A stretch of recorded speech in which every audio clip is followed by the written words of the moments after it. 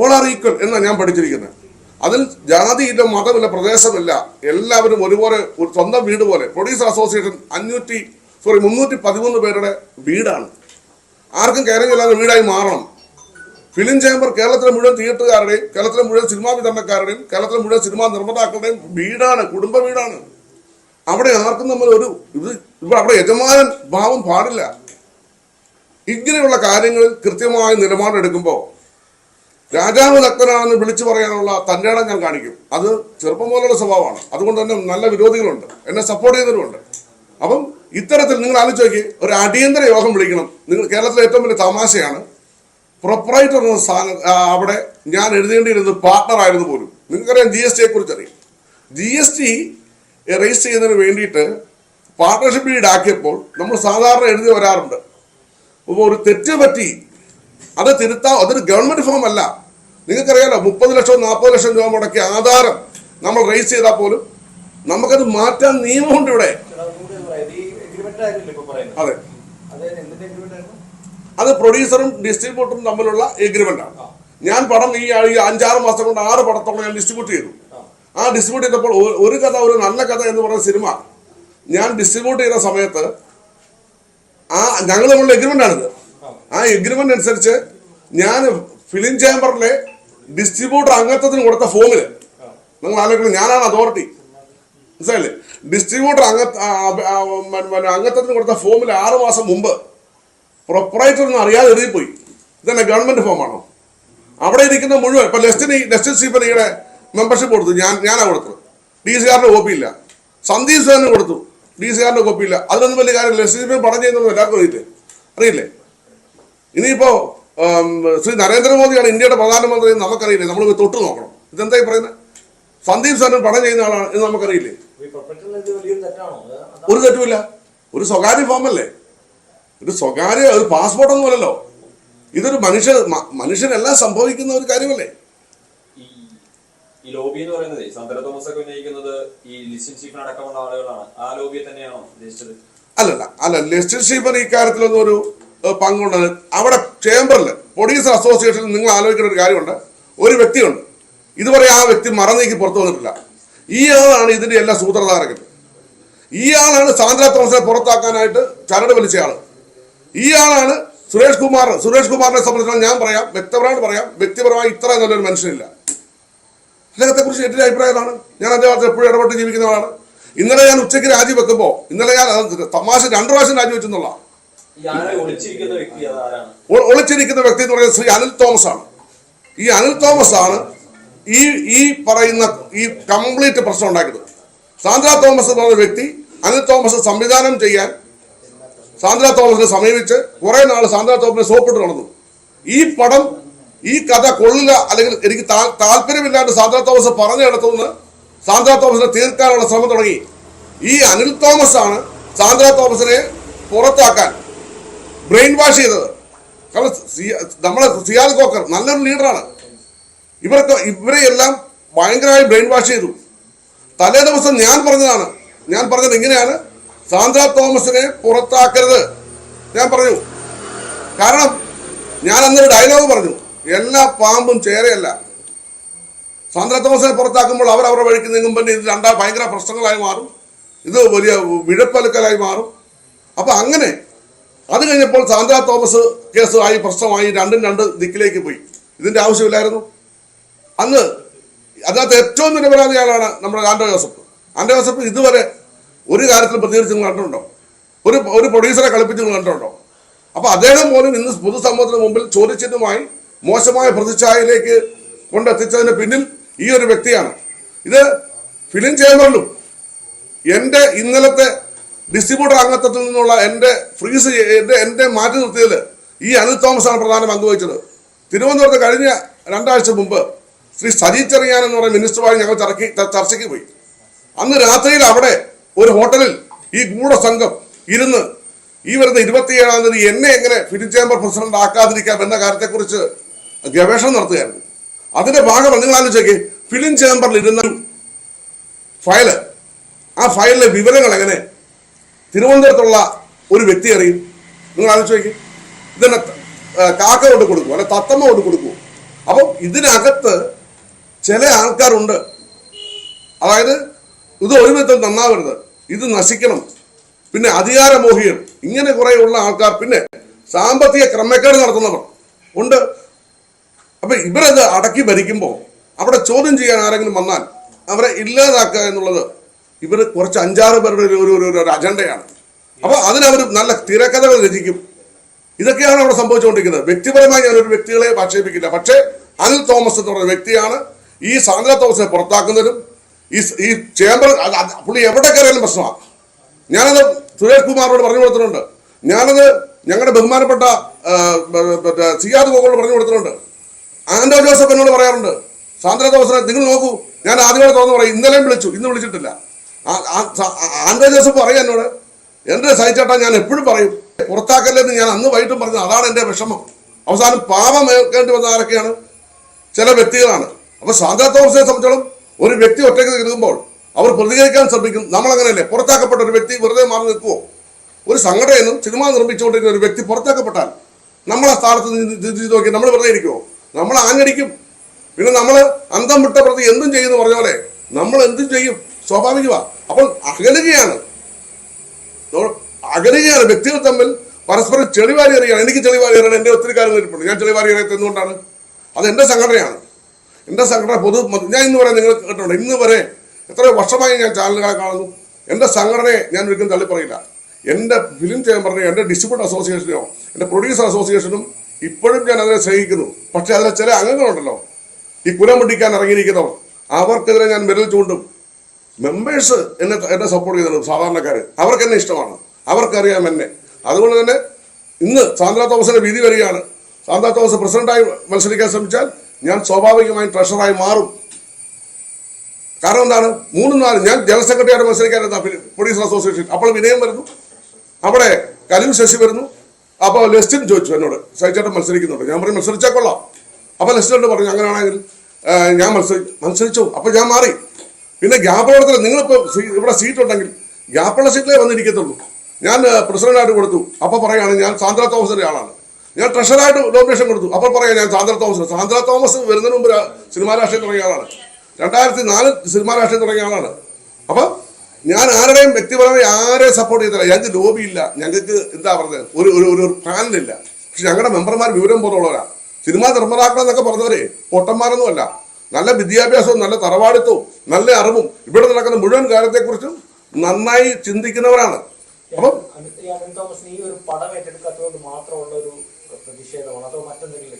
അല്ല, ലക്ഷ്യമുണ്ട് അദ്ദേഹത്തിന്. അദ്ദേഹം ഇത് ഞാൻ ചോദിക്കട്ടെ, ഇപ്പൊ ഈ ബഡ്ജറ്റ് ഓരോ മാസം ബഡ്ജറ്റ് വെളിവിട്ടല്ലോ. ആരാ വെളിവിട്ടത്? ഈ അനിൽ തോമസ് എന്ന് പറയുന്ന വ്യക്തിയുടെ ഒറ്റ നിർബന്ധമായിരുന്നു വെളിവിട്ടത്. അറിയാമോ? ഞാൻ അനിൽ തോമസ് എന്നോട് പറയുകയാണ്, രഹസ്യമായി എന്നോട് പറഞ്ഞതാണ്, നമുക്ക് പണം ചെയ്യണ്ടേ, പണി കൊടുക്കാവുന്നത് എന്നോട് പറഞ്ഞതാണ്. ഇതൊന്നും ഞാൻ ആരോടും പറഞ്ഞിട്ടില്ലല്ലോ. ഇനി അനിൽ തോമസ് എന്നോട് പറയുകയാണ്, നമുക്ക് പണം ചെയ്യണ്ടേ സജി, നമുക്ക് പണി കൊടുക്കാതെ എന്നെ കണ്ണാച്ച് കാണിച്ചു. അപ്പൊ ഞാൻ പറഞ്ഞു ഭയങ്കര. ഇപ്പൊ എന്താ പറയുക? അപ്പൊ നിങ്ങൾ ആലോചിച്ചേക്കേ, ആന്റണി പെരുമ്പാറ എന്നോട് പറഞ്ഞു, കഴിഞ്ഞ ദിവസം പറഞ്ഞു, ചേട്ടാ ഇത് ആര് പറഞ്ഞിട്ടാണ് ഇത് പുറത്തുവിടുന്നത്? എൻ്റെ പടത്തിന്റെ ബഡ്ജറ്റ്, എൻ്റെ പടത്തിന്റെ കളക്ഷൻ എൻ്റെ സ്വകാര്യതയാണ്. അത് വെളിവിടാൻ ആര് ഇവർക്ക് അവകാശം കൊടുത്തു? ഒരു സംഘടന ചെയ്യേണ്ടത് എന്താ? ഇപ്പൊ പ്രൊഡ്യൂസർ അസോസിയേഷന് ബൈലോയിൽ പറയുന്നത് 2010, നിങ്ങൾ നോക്കണം, പ്രൊഡ്യൂസർ അസോസിയേഷന്റെ ബൈലോ 2010 ജൂൺ 30 നിലവിൽ വന്നതാണ്. അതെന്തിനാ? ഒന്നാമത്തെ വാചകം എന്താ? To make welfare. ആരുടെ? മെമ്പേഴ്സ്, അംഗങ്ങളുടെ ക്ഷേമത്തിനാ, സാമ്പത്തിക ക്ഷേമമാണ്. ഇതിനകത്ത് ഒത്തിരി ഇപ്പൊ സാന്ദ്ര തോമസ് വർഷം പറഞ്ഞില്ലേ, ഇതിന്റെ പ്രശ്നം എന്താ അറിയോ? ഇതിനകത്ത് ക്ലാരിറ്റി ഇല്ലായ്മയുണ്ട്. ഈ ക്ലാരിറ്റി ഇല്ലായ്മയാണ് ഈ ബൈലോ അമെൻഡ് ചെയ്യേണ്ട സമയം കഴിഞ്ഞു. ഈ ക്ലാരിറ്റി ഇല്ലായ്മ കൊണ്ടാണ് 2 കൂട്ടർ അവകാശവാദം ഉന്നയിക്കുന്നത്. അതേക്കുറിച്ച് ആരും പറഞ്ഞില്ല. ഞാൻ ഇന്ന് സാന്ദ്ര തോമസ് ഇറങ്ങിപ്പോന്നപ്പോൾ ഞാൻ അവിടെ പറഞ്ഞു, ഈ ബൈലോയിൽ പ്രശ്നമുണ്ട്.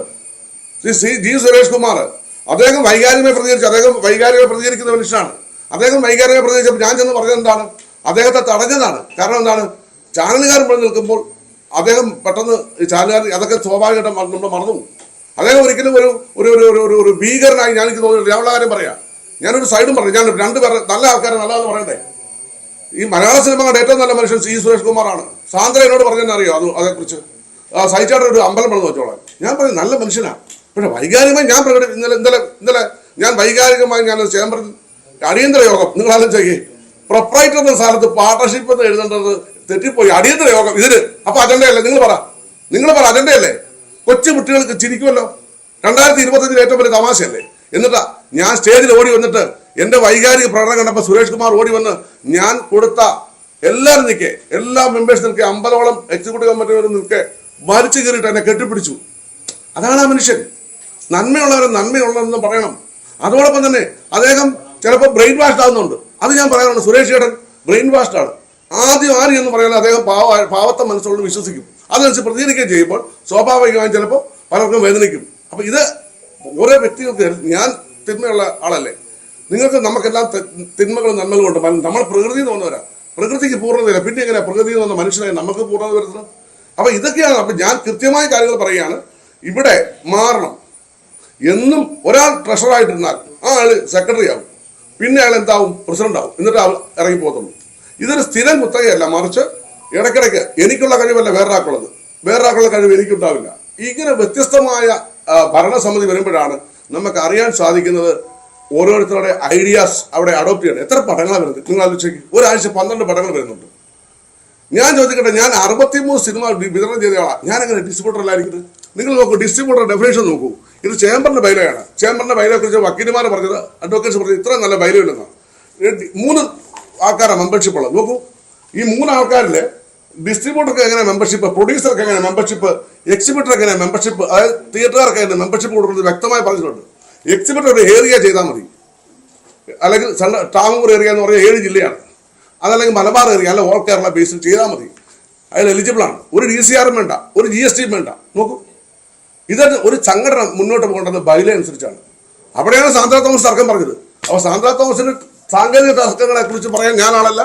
ലെസ്റ്റ് എന്നോട് പറഞ്ഞു ഇന്ന സാങ്കേതിക പ്രശ്നമുണ്ട്. ഞാൻ പറഞ്ഞു കോടതി പറയട്ടെ, നമ്മൾ അഭിപ്രായം പറഞ്ഞിട്ട് കോടതിയിലേക്ക് പോകുമ്പോൾ നമ്മൾ അഭിപ്രായം പറഞ്ഞിട്ട് കാര്യം ജഡ്ജസ് നല്ല വിവരവും ബോധമുള്ളവരാണ്. അവർ നന്മയും തിന്മയും വേർതിരിച്ച് കൃത്യമായ ഒരു ജഡ്ജ്മെന്റ് വരും അല്ലേ? ചിലപ്പോൾ ഇന്ന് അവർക്ക് അനുകൂലമായ വിധി വന്നാൽ സ്വാഭാവികമായും തെരഞ്ഞെടുപ്പ് മാറ്റിവെക്കും. അതെ, അല്ല ഞാൻ മത്സരിക്കും. എൻ്റെ മെമ്പർഷിപ്പ് അവരിങ്ങനെ പറയുകയാണ്. അത് കഴിഞ്ഞിട്ട് പച്ചവെള്ളം ചവച്ചിറക്കുന്ന പാവങ്ങൾ എന്നോട് പറയുകയാണ്, ഒരു കാര്യം ചെയ്യും എന്നാൽ പിന്നെ വരണാധികാരിക്ക് ഒരു കത്ത് കൊടുത്താ ഞാൻ ഇതെല്ലാം അംഗീകരിച്ചെന്ന്. ഞാൻ ചോദിച്ചു എന്തോ? അപ്പം നമ്മളെന്നാ പൊട്ടന്മാരാണോ? ഭരണാധികാരിക്ക് ഞാൻ എഴുതി കൊടുക്കണം പോലും ഞാനിതെല്ലാം അംഗീകരിച്ചത് എന്തിന്? വൈ? അവിടെ എന്നെ മത്സരിപ്പിക്കാതിരിക്കാൻ പറ്റില്ല. കാരണം എന്താ? ഫൈനൽ വോട്ടർ പട്ടിക ചേംബർ പ്രസിദ്ധീകരിച്ചു. നിങ്ങളവിടെ നോക്ക്, ഫൈനൽ വോട്ടർ പട്ടിക പ്രസിദ്ധീകരിച്ചാൽ വല്ലതും നടക്കുമോ? അല്ലെങ്കിൽ കോടതി പറയും അല്ലേ? ഒരു വ്യക്തികൾ ചുമ്മാ വെറുതെ ഒരു കടലാസിൽ വെള്ളക്കടലാസിൽ പരാതി എഴുതി അയച്ചാൽ അത് പരാതിയാവുമോ, അതിൽ മെറിറ്റ് ഉണ്ടോ എന്ന് നമ്മൾ ആലോചിക്കേണ്ട. അല്ലെ പരാതി കൊടുത്ത ഉടനെ മൊത്തത്തിൽ കുഴപ്പമാണെന്ന് എൻ്റെ അർത്ഥം അല്ലല്ലോ. ആർക്കും വെള്ളക്കടലാസും പേനയുണ്ടെങ്കിൽ പരാതി ആർക്കെതിരെയും കൊടുക്കാം, അത് സ്വാഭാവികമാണ്. പക്ഷെ അതിൽ കഴമ്പുണ്ടോ മെറിറ്റ് ഉണ്ടോ എന്ന് തീരുമാനിക്കുന്നിടത്താണ് അതിന്റെ സത്യം ഇരിക്കുന്നത് അല്ലേ? ഈ 1.5 കോടി രൂപയുടെ അഴിമതി 2 വർഷം മുമ്പ് ഉള്ളത് കണ്ടെത്തി. 4 വർഷം മുമ്പ്. ആ സമയത്ത് ആരായിരുന്നു അഴിമതിക്കില്ല? അല്ല, അത് വ്യക്തിപരമായി ഞാൻ ആക്ഷേപിക്കുന്നില്ല. അതിന് ഞാൻ ഫയൽ പരിശോധിച്ചപ്പോൾ അതിന് കോൺട്രാക്ടർ കാണാൻ വ്യക്തമായ കോൺട്രാക്ടർ ഇല്ല. ഇത് ഞാൻ ചൂണ്ടിക്കാട്ടി. അത് നമ്മൾ ചൂണ്ടിക്കാട്ടണല്ലോ. നമ്മൾ വെറുതെ ഒരു പാവയായി പണന്നുണി എന്നിട്ട് കാര്യമില്ലല്ലോ. കാര്യങ്ങൾ നമ്മൾ കാരണം ഇത് പാവപ്പെട്ട മെമ്പർമാരുടെ പൈസയല്ല. നിങ്ങൾ ആലോചിച്ച് നോക്കി, പാവപ്പെട്ട മെമ്പർമാര് കൊടുക്കുന്ന പൈസ ഞങ്ങളുടെ എല്ലാ നിർമ്മാതാക്കളും കാശുള്ളവരല്ല. വണ്ടിക്കുരിക്ക് പൈസ ഇല്ലാത്തവരുണ്ട്, ലോട്ടറി വിൽക്കുന്നവരുണ്ട്. വീട് ഇവിടെ പറഞ്ഞില്ല, തൃശ്ശൂര് ഞാനാ സുരേഷ് കുമാർ പറഞ്ഞു കൊടുത്തത്. ചേട്ടനോട് ചോദിച്ചു നോക്കാം. ഒരു വീട് വലിയ വീട് വിറ്റിട്ട് പുറകില് ഒരു വിറവരെ താമസിക്കുന്ന ഒരു പ്രായമുള്ള ഒരു അമ്മയുടെ ചിത്രം എൻ്റെ അടുത്ത് മ്യൂസിക് ഡയറക്ടർ ഔസാപ്പിച്ചാണ് വിളിച്ച് പറഞ്ഞത്. ശ്രീ പ്രേമപ്രകാശനോട് പറഞ്ഞു. അങ്ങനെ ഞാനിത് അറിയുന്നത്.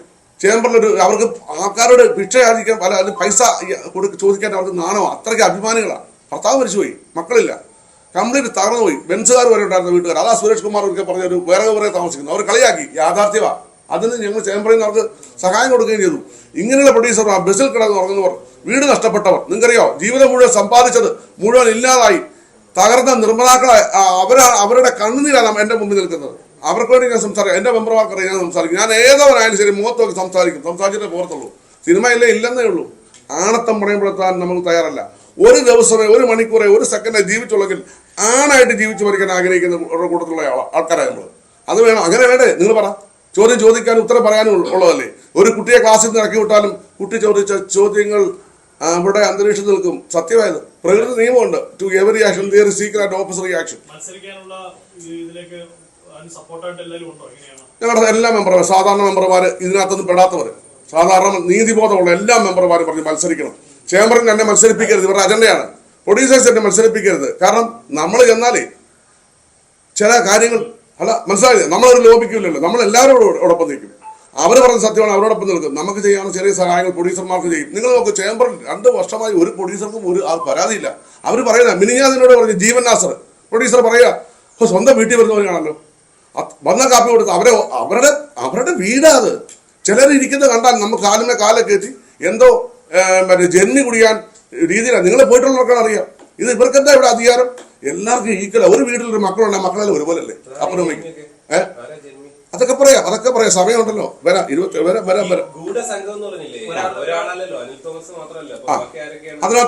അതിനകത്ത് ചേംബറിലെ ഒരു നേതാവുണ്ട്, ഒരാളുണ്ട്. ആ എല്ലാ പേര് പറയാം, പേര് വ്യക്തിപരമായി ആക്ഷേപിക്കുന്നതിന് ആദ്യം പറഞ്ഞു. കാരണം അതൊക്കെ അടുത്ത ദിവസങ്ങൾ ഞാൻ പറയും, വെളിപ്പെടുത്തും.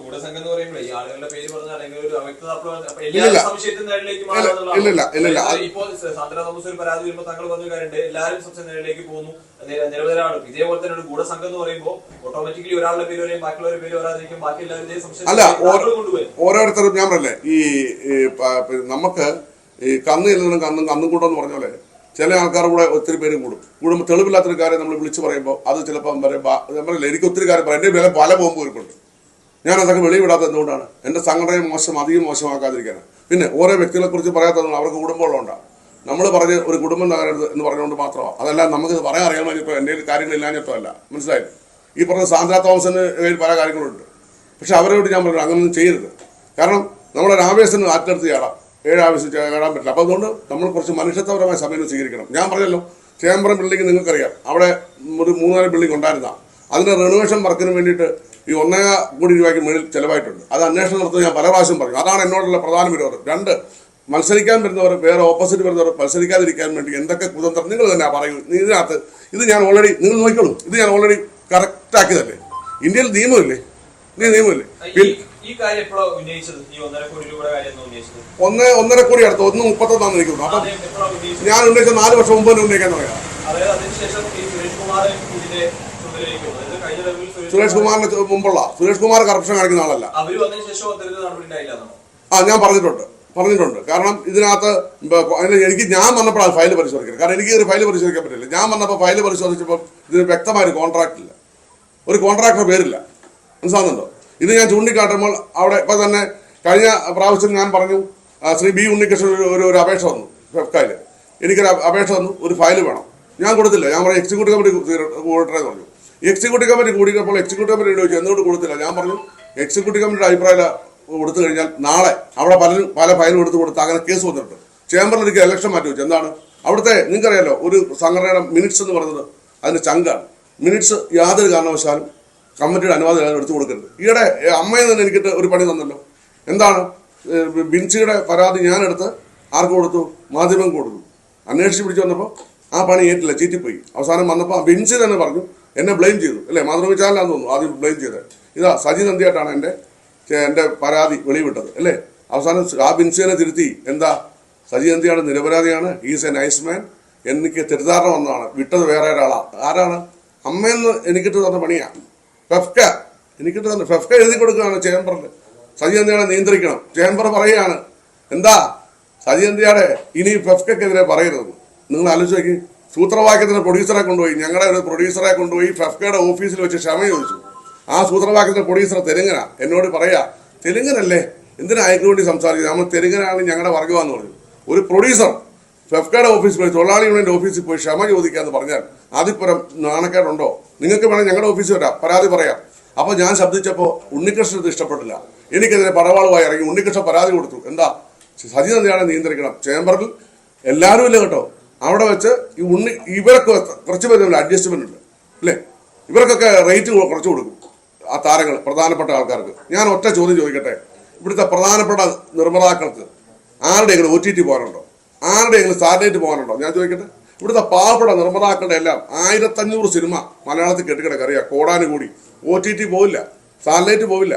ഒരു ബിസിനസ് നടക്കാതെ 3-4 കോടി രൂപ മുടക്കി പടമെടുത്തവർ പരിപാടി നിൽക്കുക. പക്ഷേ ഇവിടുത്തെ നേതാക്കന്മാരുടെ ഞാനിപ്പോൾ വെല്ലുവിളിച്ച് ചോദിക്കുക, ഒരൊറ്റ സിനിമയുടെ OTT പോകാനുണ്ടോ? ഇതൊക്കെയാണ് ഞാൻ തുറന്നു ചോദിക്കുന്നത്. അതാണ് അവർക്ക് പൊള്ളുന്നത്. ഒരൊറ്റ നേതാക്കന്മാരുടെ സിനിമയുടെ പിന്നെ സാറ്റലൈറ്റ് പോകാനുണ്ടോ? പറ. ഇതൊക്കെ അഡ്ജസ്റ്റ്മെന്റാ. അപ്പൊ ഇവരൊരു ഒരു കൂട്ടുകെട്ടുണ്ട്. പിന്നെ ആന്റണി പെരുമ്പാവൂർ പറഞ്ഞാൽ ആന്റണിമാർ എന്നോട് ഞാൻ പവറാണ്. ആന്റണി പെരുമ്പാവൂർ മോഹൻലാലുമായുള്ള അദ്ദേഹം ആരെങ്കിലും കളിപ്പിച്ചിട്ടുണ്ടോ? ഏതെങ്കിലും നേതൃത്വം വന്നിട്ടുണ്ടോ? ആന്റണിയോട് ഞാൻ പല വർഷം ചോദിച്ചു, ആന്റണി നിങ്ങൾ ഒരു നേതൃത്വ വേണ്ട, എന്നോട് സഹിച്ചോട്ടെ, വേണ്ട, നേതൃത്വത്തിൽ ഇരിക്കാൻ സമയമില്ല. രണ്ടാമത്തെ കാര്യം എന്തിനാണ് ആക്ഷേപം കേൾക്കുന്നത്? ആന്റണി പെരുമ്പാവൂർ ഏതെങ്കിലും പ്രൊഡ്യൂസറെ കളിപ്പിച്ചിട്ടുണ്ടോ? ഇല്ലല്ലോ. അദ്ദേഹത്തിന്റെ ബിസിനസ്സായി മുന്നോട്ട് പോകുന്നു. അദ്ദേഹം ആരെങ്കിലും ഉപയോഗിച്ചുകൊണ്ടുണ്ടോ?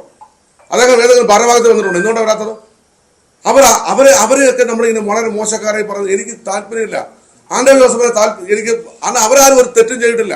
പക്ഷെ മറിച്ച് ഈ കൂടെ ഇരിക്കുമ്പോൾ കൂട്ടുപ്രതിയാകുമെന്ന് പറഞ്ഞ പോലെയാണ്. ഇതൊന്നും ശരിയായ രീതിയല്ല. അപ്പൊ അതുകൊണ്ട് എല്ലാവരും മാന്യന്മാരാണ്, അല്ലെങ്കിൽ എന്താ പറയാ, കൃത്യമാണെന്ന് പറയാം. എല്ലാവരും തന്റെ താല്പര്യങ്ങൾ സംരക്ഷിക്കാൻ ചിലർ അവിടെ വന്നിരിപ്പുണ്ട്. അവരാണ് ഈ സംഘടനയുടെ എല്ലാ ശാപം. അതെ അതെ അതെ. അദ്ദേഹം സ്ഥിരം വ്യവഹാരിയാണ് ഈ മനോജ് രാം സിംഗ്. അദ്ദേഹത്തെ ഇവിടെ പോലീസ് 2 ഗ്രൂപ്പിൽ നിന്നും ഞങ്ങളുടെ വാട്സപ്പ് ഗ്രൂപ്പിൽ നിന്ന് പുറത്താക്കിയതാണ്. അദ്ദേഹം സ്ഥിരം വ്യവഹാരിയാണ്. അദ്ദേഹത്തെ ഉപയോഗിക്കപ്പെട്ടതാട്ടോ. അദ്ദേഹം നല്ല അറിവുള്ള ആളൊക്കെയാണ്. എനിക്ക് അദ്ദേഹത്തെ ഇഷ്ടമാണ് വ്യക്തിപരമായിട്ട്. അദ്ദേഹം അതിനെ കൊണ്ട് ചെയ്യിച്ചതാണ്. അതായത് മനസ്സിലായില്ലേ, ചെയ്യിക്കാണ്. നിങ്ങൾ നോക്കൂ, ഇതിൽ എന്താണ് നിങ്ങൾ തന്നെ ആലോചിച്ചേ. കേരളത്തിലെ കൊച്ചുകുട്ടികൾ പറയല്ലേ, ഈ പ്രൊപ്പറൈറ്റർ എന്ന് എഴുതേണ്ടടുത്ത് ഞാൻ എഴുതേണ്ട പാർട്ണർ എന്ന്. കറക്റ്റ് ആട്ടോ, അതെന്റെ തെറ്റാ. അത് ഒരു കൈപ്പശകല്ലേ. ഇത് ഗവൺമെന്റ് രേഖയൊന്നുമല്ല, ഒരു ഫോമല്ലേ, സ്വകാര്യ സംഘടന ഫോമല്ലേ. ഇതിനാണോ അടിയന്തര യോഗം? പറ. അപ്പൊ അജണ്ടയല്ലേ? നിങ്ങൾ പറ. ഇതൊരു സ്വകാര്യ ഫോമാണെങ്കിലും എന്തെങ്കിലും ഒരു കോടതി വ്യവഹാരത്തിലേക്കൊക്കെ പോയി കഴിഞ്ഞാൽ ഇത് രേഖയായി പരിഗണിക്കില്ലേ സ്വാഭാവികമായിട്ടും? ഇല്ല, നമുക്ക് സിവിൽ ആക്ടിലുണ്ട്. സിവിൽ ആക്ട് പ്രകാരം നമുക്ക് നിയമം വെച്ചിട്ടുണ്ട്. ഇത് റീകറക്ട് ചെയ്യാം. നോക്കൂ, ചെയ്തായിരുന്നു. നോക്കൂ. അല്ലല്ലോ, പാർട്ണർ എഴുതേണ്ടതായിരുന്നു. അവിടെ പ്രൊപ്പറേറ്റർ എഴുതിപ്പോയി. അത് നമുക്കറിയാം. ഞാൻ ശരിയാ, നമ്മൾ എഴുതി വരുമ്പോൾ ചിലപ്പോൾ തെറ്റ് വരത്തില്ലേ. എന്ത് വലിയ മാന്യന്മാരാണ് ഇത് പറയുന്നത്. ഭയങ്കര പെർഫെക്ഷനാ. ഈ പറഞ്ഞ ഒരു വ്യക്തിയുണ്ട് ഇതിന് പറയുന്നത്. ഇന്നലെ ചാടിക്കളിച്ച് കൊടുത്തിട്ടുണ്ട്. അവൻ അമ്മ എന്ന് 2 അക്ഷരം എഴുതിയാൽ 3 തെറ്റാ. അമ്മയ്ക്ക് 5 തെറ്റാ. അമ്മയ്ക്ക് ആകെപ്പാടെ 2 അക്ഷരമേ ഉള്ളൂ. അവൻ 5 തെറ്റ് എഴുതുന്നവൻ അവിടെ നിന്ന് പറയുന്നത് അതത്ര ശരിയായില്ല കേട്ടോ. ഏത് അതുമാത്രമല്ല, പിന്നെ പ്രൊഡ്യൂസർ അസോസിയേഷൻ എവിടെയാണ് നടക്കുന്നത്? ചിലർക്ക് മത്സരിക്കുന്നവർക്ക് അവർ ഗൂഗിളിൽ സെർച്ച് ചെയ്യുക. അവരാണ് പ്രൊഡ്യൂസർ അസോസിയേഷനിൽ ചില ഭാരവാഹിത്വം. നിങ്ങൾ അറിയിക്കോ, പ്രൊഡ്യൂസർ അസോസിയേഷൻ ഇപ്രാവശ്യം കുറച്ച് സ്ഥാനാർത്ഥികളുണ്ട്. 2 സ്ഥാനാർത്ഥി രസമാണ്. ആ സ്ഥാനാർത്ഥികൾ കഴിഞ്ഞ 48 മാസം നടന്ന യോഗത്തിൽ 3 പ്രാവശ്യം ഒരാൾ പങ്കെടുത്തേ. മനസ്സിലായില്ലേ? 3 പ്രാവശ്യം പങ്കെടുത്തേ. പ്രൊഡ്യൂസർ അസോസിയേഷൻ ഓഫീസ് പറഞ്ഞു പറയും, നോർത്ത് പാലം കഴിഞ്ഞാൽ അത് ചെക്കുക ഗൂഗിളിൽ പറയൂ എവിടെയാണ് പ്രൊഡ്യൂസർ. അവരാണ് ഭാരവാഹികളാകാൻ പറ്റുന്നത്. കഷ്ടം. ഉണ്ട് അതുണ്ട്. രാവിലെ വേണ്ടല്ലോ ശാലത്തറ. അല്ല, ബി ഉണ്ണികൃഷ്ണൻ ഞങ്ങളുടെ സംഘടനയായിട്ട് ബന്ധമില്ലല്ലോ. വ്യക്തിപരമായി അദ്ദേഹത്തിന്റെ സംഘടനയായിട്ട് നിൽക്കുന്നു. സ്വാഭാവികമായിട്ട് അദ്ദേഹത്തിന്റെ സംഘടനയെ ആക്രമിക്കാനും അദ്ദേഹം പ്രതിരോധിക്കുന്നു. അല്ല, ബി ഉണ്ണികൃഷ്ണനൊക്കെ ശരിക്കും പറഞ്ഞാൽ ഒരു അർത്ഥത്തിൽ എന്താ പറയാ, നമ്മൾ പ്രതിപക്ഷ ബഹുമാനം കൊടുക്കേണ്ട ആളാണ്. സംഘടന അവരുടെ സംഘടന ഒരു ഒറ്റത്തില്ല, സ്ട്രോങ്ങാ. ശരിയല്ലേ? ഇപ്പൊ അമ്മയിലടിക്കും. കാരണം എന്താ, മമ്മൂട്ടി മോഹൻലാൽ ഇല്ലെങ്കിൽ ഇത് യാദവ കുലം പോലെ നശിച്ചു പോകും അമ്മ. കാരണം മമ്മൂട്ടിയോർ മോഹൻലാലിന്റെ സാന്നിധ്യം അവിടെ ആവശ്യമാണ്. യാദവ കുലം പോലെ അമ്മ നശിച്ചു പോകും, അറിയോ? കാരണം അവരുടെ സാന്നിധ്യം ഉറപ്പായിട്ടും വേണം. അവിടെ ഒരു ലീഡർഷിപ്പ് വേണം. ബാക്കിയെല്ലാം ഇപ്പം ഉണ്ടോ, അമ്മയിൽ അധികാരമോഹികളില്ലെന്ന് പറഞ്ഞു. അധികാരമോഹികളുടെ കോട്ടയത്ത് നിന്ന് തുടങ്ങിയ ഏറ്റുമാൻ വിളിച്ചാൽ നിങ്ങളത്ത് നിൽക്കുമോ?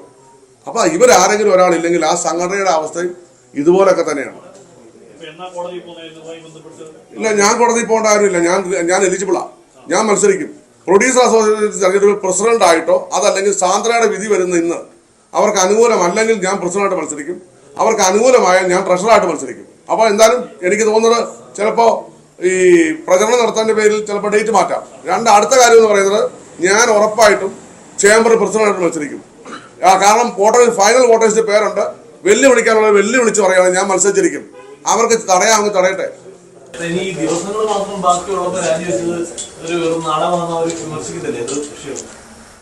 ഇല്ല, ഒരിക്കലും ഇല്ല. കാരണം നിങ്ങൾ ആലോചിച്ച് നോക്കിയേ, ഒരു കാര്യമില്ല. അടിയന്തര യോഗം വിളിച്ചെന്തിനാ? ഇലക്ഷൻ സമയത്ത് വിളിക്കാവോ? അത് അവര് ചിന്തിക്കട്ടെ. ഇല്ല, പുറത്താക്കുന്നത് രാജിവെക്കുന്നത് എന്റെ വൈകാരികതയാണ്. കാരണം നിങ്ങൾ ആലോചിച്ച് നോക്കിയേ, ഞാൻ ഭരിക്കുന്ന ചേംബറിൽ നിസ്സാര കാര്യം പറഞ്ഞ് അടിയന്തര യോഗം വിളിച്ച് വന്ന പ്രൊഡ്യൂസർ അവിടുത്തെ എക്സിക്യൂട്ടീവ് കമ്മിറ്റികൾ വിളിക്കുകയാണ്. അവർ ഇന്നലെ ഉച്ചയ്ക്ക് ഉണ്ണാന്തരം എന്നോട് പറയുക, ഇതെന്തോ ഇതിനാണ് അടിയന്തര യോഗം? കണ്ണൂരിൽ നിന്നും കോഴിക്കോട് നിന്നും തിരുവനന്തപുരത്ത് വന്ന മെമ്പർമാർ വിളിച്ചു. അറിയോ, ഇതാണ് അടിയന്തര യോഗം നടത്തേണ്ട ഒരു കാര്യം? നിങ്ങൾ പറ നോക്കി കേട്ടോ, ഇതാണോ? നിങ്ങൾ പറ, നമുക്ക് ചിരി വരികയല്ലേ? അപ്പൊ ഇത് അജണ്ടയല്ലേ? ഇത് അജണ്ട സെറ്റ് ചെയ്തതല്ലേ? പറ. ഈ രേഖ കൊടുത്തത് പറയാം 26/1 ഈ രേഖ കൊടുത്തത് 31 ജൂലൈ. ഈ പരാതി വന്നപ്പോ കൊടുത്താൽ അന്ന് മുതൽ പ്രാബല്യത്തിലായി. നിയമം അനുസരിച്ച് അന്ന് മുതൽ 31 കാരണം ഇത് എനിക്കറിയില്ലായിരുന്നു. ഈ നമ്മൾ എഴുതിപ്പോയ കാര്യങ്ങൾ അവിടെ ഇരിക്കുന്നത് എനിക്കറിയില്ല. സത്യം അറിഞ്ഞത് ഞാനങ്ങനെ ചെയ്യുമോ? ഉണ്ട്. ഞാൻ പ്രൊപ്പറേറ്റർ ഇതായിരുന്നു. അത് കഴിഞ്ഞപ്പോൾ GST വന്നപ്പോൾ മാറ്റിയതാ. അതുകൊണ്ട് സംഭവിച്ച നമ്മൾ നേരത്തെ എഴുതി പോകുന്നതല്ലേ, നമ്മൾ അറിയാതെ നേരത്തെ എഴുതിപ്പോയത് എഴുതിയ സത്യം പ്രൊപ്പറേറ്റർ ആയിരുന്നു. പ്രൊപ്പറേറ്റർഷിപ്പ് ആയിരുന്നു നന്ദേട് റിലീസ്, നന്ദേട് ഫിലിംസ് പ്രൊഡക്ഷൻ, നന്ദേട് റിലീസ് പ്രൊപ്പറേറ്റർഷിപ്പ് ആയിരുന്നു.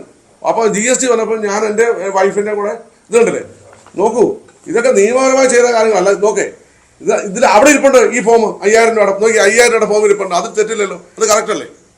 കണ്ടോ? പിന്നെ നമ്മുടെ സ്വകാര്യ ഫോമിൽ ഒരു ചെറിയ മിസ്റ്റേക്ക് വന്നതാണ് വലിയ കാര്യം. അതായത് ഒരു കാരണം കണ്ടെത്താൻ നിൽക്കുക അല്ലേ? അപ്പൊ ഞാൻ പ്രസിഡന്റ് ആവരുത് ചേംബറിന്റെ. ഇവൻ അങ്ങനെ പോകണ്ട. ചേംബർ ഇപ്പൊ നല്ല പേരാ. കൊച്ചു പിള്ളേരോട് മലയാളത്തിൽ ചോദിച്ചാൽ അറിയാം കേരളീയരോട് ഫിലിം ചേംബർ എന്താണ്. ഫിലിം ചേംബർ ഇവിടെ അടിച്ച് നിൽക്കുകയായിരുന്നു.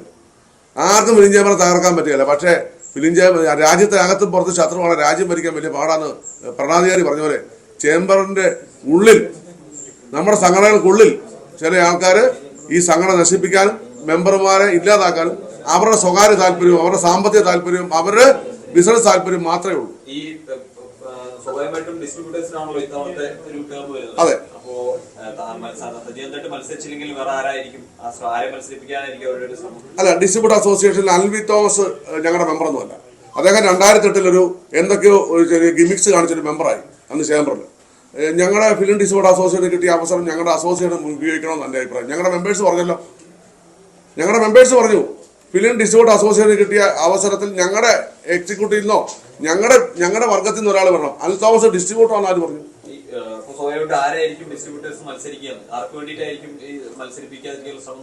അതെ, അല്ലെ, എന്നെ മത്സരിപ്പിക്കാതിരിക്കാൻ ശ്രമിച്ചു. ഞാൻ പറയട്ടെ, അനിൽ തോമസ് 3 സിനിമ എടുക്കും. നമുക്കറിയാം പ്രൊഡ്യൂസർ അസോസിയേഷനിലെ നിയമം അറിയാലോ, ഓഫീസ് പേരായിട്ട് മത്സരിക്കുന്ന 3 സിനിമ വേണം.